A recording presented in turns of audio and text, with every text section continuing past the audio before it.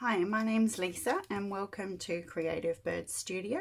This is the 5th video in my series Learn, Make, Document, which is about learning from others on YouTube tutorials and then making what I've learnt and just documenting it by making these little show and tell videos. So recently I have watched a video by Cori from Which Craft Do You Do, which is a wonderful online shop that I do like to shop from. And she has made a YouTube video making these little Polaroid picture frames with scraps of paper, just making them more interesting for our journals. So I did plan to have a journal on my desk, but I have moved it. I'll just grab that quickly to show you. Okay, so just to show you the end product of what I'll be going through today in the videos. This is one of my completed frames and it could be used on a journal page like this, for example, just at the top here, and then I can pop a photo behind the bottom of a page here, and it just looks really a lot more interesting than if I had just had the Polaroid frame by itself. I love how it's just like a pre-embellished little thing that can be added to a journal, and it can just jazz up a plain page really quickly and really easily. So that's what I'll be showing you today. Now, I'm not going to do a tutorial on this because, as I mentioned, Cori has a tutorial for this and I will link her tutorial video below. But I just wanted to show you the steps that I followed. So this is an example of what I call step 1. So basically, Cori does have a free printable of these Polaroid frames in several sizes, and that's also linked below, where you can go and grab that printable and print it out. So I have printed it on some cream coloured cardstock and then just cut it out. Now in Cori's video, she did actually also cut the inside of the frame, but then when you stick your papers on and they overlap inside the frame, you then need to cut those out as well. So I just thought, what if I just cut that out all in one go at the end? Or not at the end, but at the next step.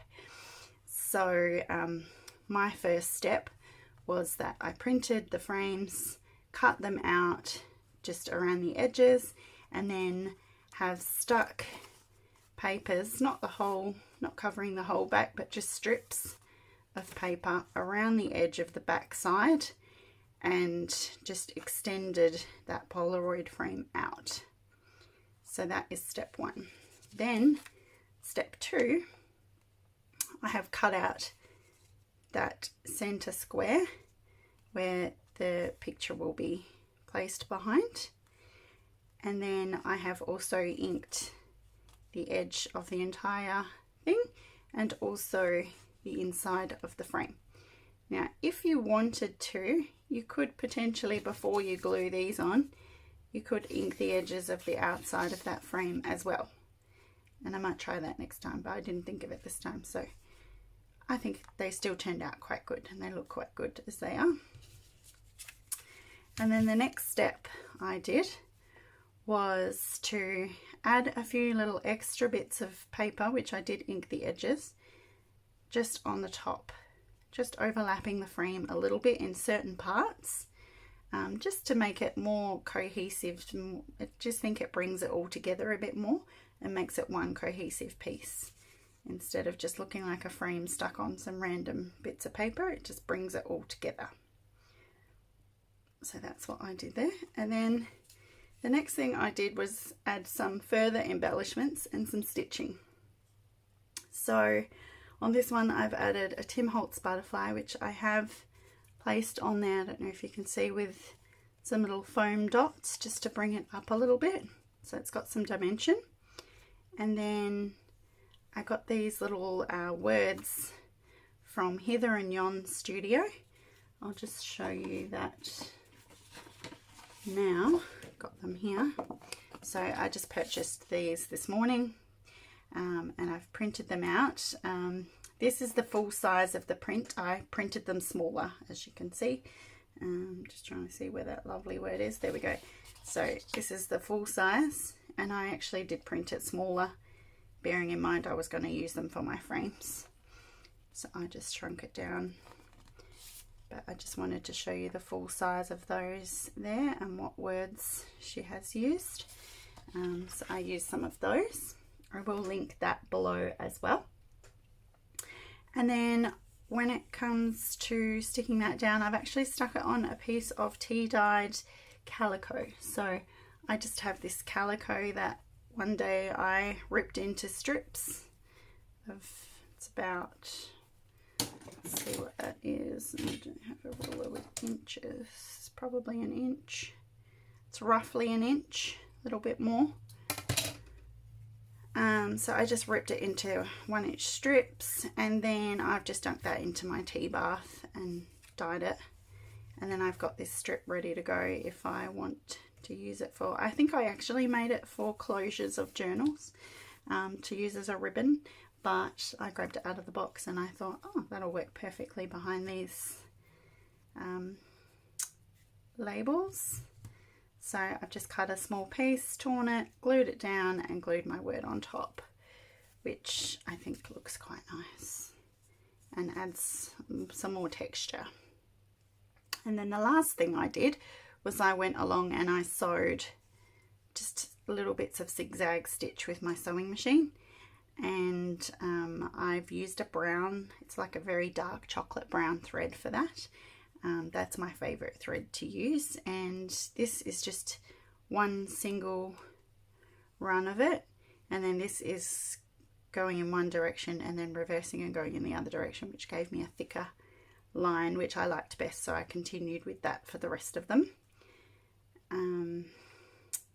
So yeah, that is that. And I also used, and you'll see it in a moment, some tea-dyed cheesecloth. So this again is just some regular cheesecloth that I purchased from the kitchen section of our local variety store, and then I've just dunked it in my tea bath and hung it over our little fence outside, and it has dyed in this beautiful variegations of colour. Just where there was, this is where it was over the fence, so it's lighter, and then either side where it was dangling down it's darker, and then at the ends it's darker still because it all ran to the ends. So that's quite nice. So that's what I've used on some of them as well.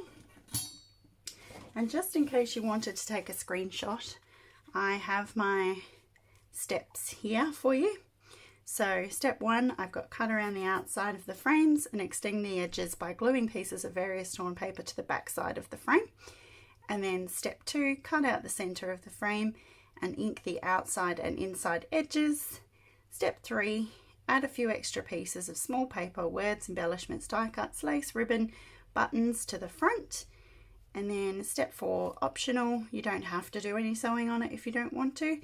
You could do some sewing on them. And then I've just said I like to do zigzag stitches in 3 places using a brown thread.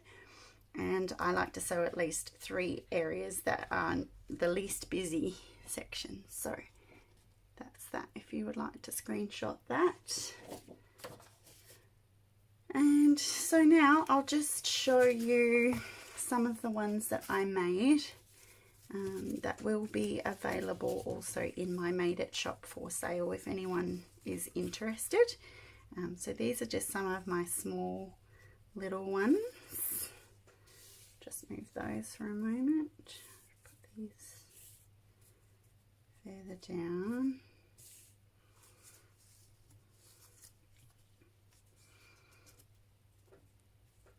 So these are my small ones, and I've just used various embellishments on these.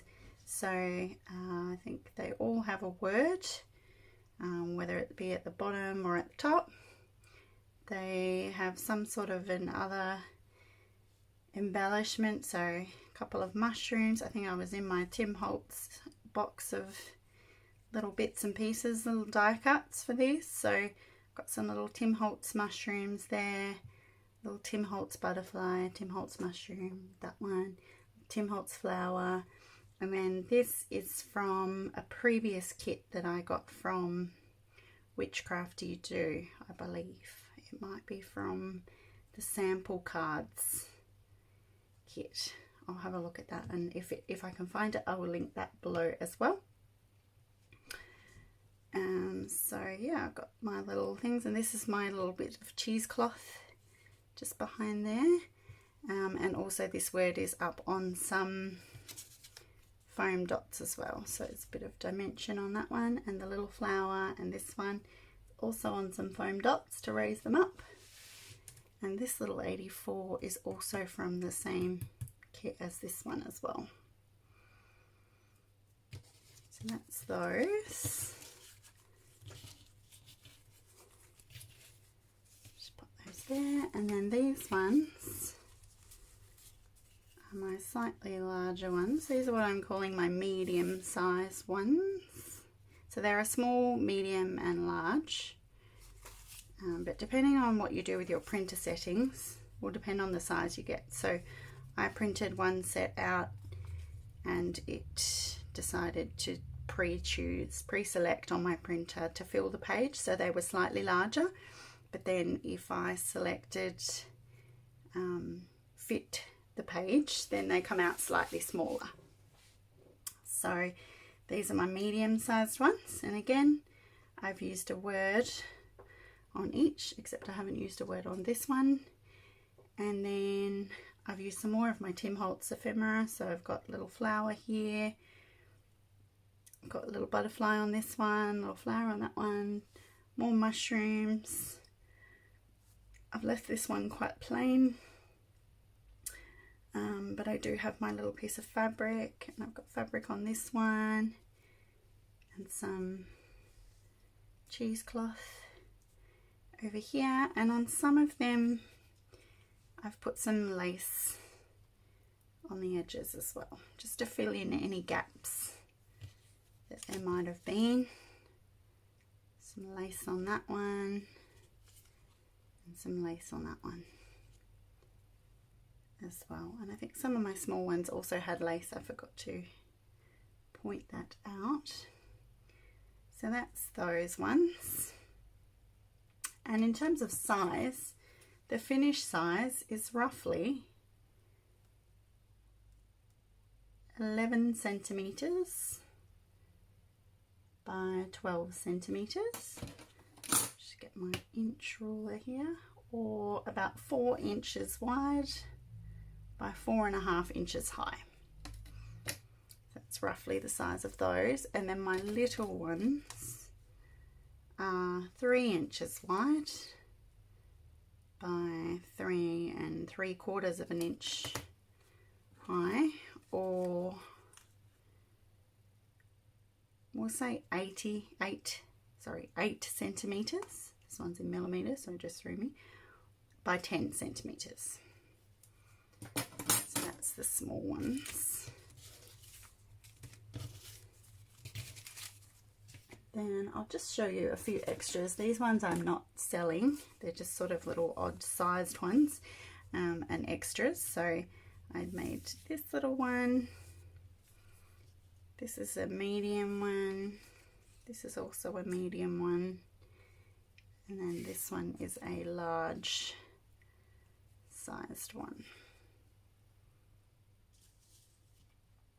So that's those. I love this bit of green paper that we've used in there. I think that looks quite good. And I also like this scrapbooking paper that's at the back here. And the advantage of using the scrapbooking paper is that when you are inking the edges, it's quite sturdy compared to this, which is a book page, and it's quite thin. So I do encourage the use of scrapbooking paper with these. But just gather yourself a range of papers with different writing, different patterns, some plain as well. I think the plain areas are just as interesting. I think I ripped up one of my tea dyed papers there, I've also got some packaging, that brown paper in the back there and there. I think the brown packaging paper really adds something to them. So I do encourage the use of quite a variation of papers with these. And these are the last two, which are sort of medium-sized ones that I made. And again, I've got all the same elements on these, a little bit of lace, a little bit of fabric, a little bit of cheesecloth, my words, my little butterfly, my little mushroom. And you can see on this one, the stitching I've chosen to do in rather plain areas just so it stands out more, because if you do it on a very busy area, it just makes it more busy and it doesn't really stand out very well. So I tried to do it in 3 areas where it's least busy. So I think that is it for those for now. I really enjoyed making these. I really had fun with these. At first they don't look like much and you think, oh gosh, is this going to work out? And you know, I'll show you my little stages here all in a row. It's like, how is this going to turn into something that's going to look good? But it really does. It's amazing how it makes the transformation. And I hope that they're on frame. That probably can't fit all of that in. Maybe I can do it like this. Hopefully that's all in screen there. So that can just show the progression of something that looks quite plain and quite basic. And then even here it takes a level up, and then here it takes a further level up, and then at the end it's come so far from the beginning, and it really does look quite nice, and definitely something that will be used quite often in my journals, I would imagine. Something like this on here, it just instantly finishes off an entire page. And then I meant to print some photos off to actually place in there to show you, but I didn't get there. So, but you can imagine if you put your photograph behind there. And I really think that the possibility with these is quite endless. I think you could really do a lot with these and take them to even more places. When I was at this stage, or even this stage, I thought, oh, I could probably do a bit of stenciling on there. You could do a bit of, if you've got like a small stencil, you could use some texture paste and make little patterns of raised areas. With these smaller ones as well, I was thinking you could even use them as a specimen card. You could pop your little dried flowers or little butterfly stickers between some acetate and pop that behind, you know, so you don't have to use them just for photos. There's lots of possibilities with these, and yeah, I think you could definitely have some fun with all sorts of different variations on how to embellish them. Just think about all your little mixed media techniques. And I think it really helped that I've recently made some clusters, because when I was making the clusters I was using my cheesecloth and my fabric and my lace, and that's what really inspired me to bring those things into this as well. So definitely encourage you to think about what other techniques you could use to really embellish these and make them something really special. So thank you for watching. I hope you enjoyed this little show and tell video today, and that you pop over to Cori's page and watch her tutorial and give it a go. I do encourage it. It was a lot of fun, and it's definitely something that I will continue to keep making for sure. So yeah, thank you. And yeah, if you're interested, just pop over to my shop. I will have some of these available for sale.